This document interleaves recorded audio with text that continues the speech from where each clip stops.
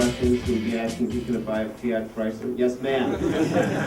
I come from a completely non-technical background, but I subscribe to enough magazines to know that batteries are a real problem, and there has been very little, substantial improvement, and it is holding up technology improvements. Is there any better battery on the horizon? Question is, can we build a better battery? You bring up another point. A few years ago, I made the statement that lithium-ion batteries are going to be the asbestos of the future. And the reason is that all these little embedded sensors that have those little lithium-ion batteries that you put in the ceiling in order to create a mesh network that, there's temperature and all these other things. So there is an incredible amount of investment from battery technology right now, but I think one of the areas that's not being invested into that I know of, I haven't, and it may just not be publicly, but I also haven't seen any patents in this area relative to cleaner battery technology that allows us to be able to just deploy these batteries. And one area that is batteryless, is really trying to grab energy from the environment and then be able to broadcast information. I was in a nanofab lab about 2 weeks ago at the University of Texas Arlington, where they had a chip that was 100 millimeters on the side, and it had both a vibration sensor and a little vibration instrument that captured energy from the vibrating instrument, and then it had a radio. And it was all in 60 nanometer technology. And so all of that was on a single silicon chip, and it had the capability to be able to mount that onto a very small motor and transmit back when the motor was going into weird vibration modes, and it had no batteries at all. Oh, would you guys invest in that one? What do we think? No, we wouldn't. Another day. Any last question from the audience? Yes, sir. You guys talked about this being fragmented marketplace and a lot of different players and everything. I saw a bunch of discussions on that. To be successful in this marketplace and kind of get to some of the levels of VC fundings of 5 million and above, do you see more vertical integration from different players before that happens? Or how does the success come to this marketplace? Do we need vertical integration for success in the marketplace? I think that, I guess this kind of plays off of the what do you see 5-10 years out question from a few moments ago. And consolidation is something that we think is on the horizon. It's got to happen. As I would love to find a management team out there that has a great product that could roll up the space. So if you or a player in telematics, for instance, as we spoke to the gentleman today, I know there are other companies out there that are doing it.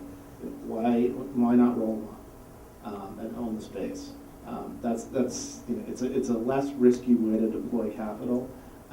And it's interesting, as that happens, you attract larger sources of institutional capital. So it kind of, it grows and it snowballs. So I think that you will have it, and I think it's on the horizon. All right. One more. Go ahead. Okay. One of the, I think was this gentleman over here. What is your name again, sir? Jeff Smith. Jeff. I think Jeff mentioned the business about the fragmentation partially being due to proprietary software and hardware.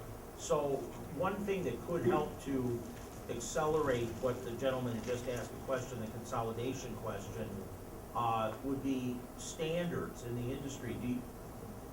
Does this industry have any standards board, or is there any? That'll be the next 3-hour panel. It has standards. How many do you want? Okay. Too many. All right. From a consolidation standpoint, though, and I have a little background in this, in the internet space, we raised a little over $1 billion and bolted together 53 companies just in the United States before we created the second company, Via.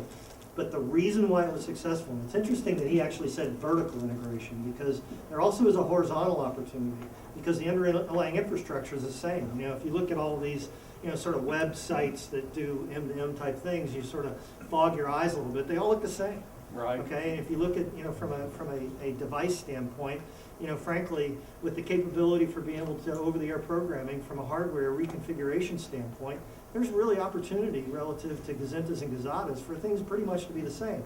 And obviously from a network standpoint, we've got some standards going on there in a very big way, although part of the problem in the industry is that those things have changed, you know, every 3 or 4 years, and so a lot of people are sort of holding back thinking, geez, you know, because what's happening this week, right?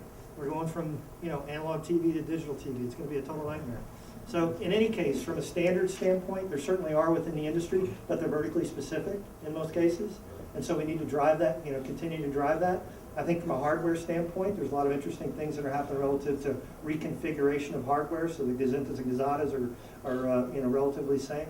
I think on the application side, people will find out that applications are a whole lot more similar than they think they are. All right, I want to thank our panel, Jeff Smith, Todd Clapp, Alex Brisbourne, Diana Proper. I'll be around during the show if you'd like to have since we've been talking about the stimulus, encourage everyone to come to the 2 o'clock panel. To have Brian Quirk from the Department of Energy talking about the $38 billion in stimulus money being spent on smart grid technologies. Have a great day.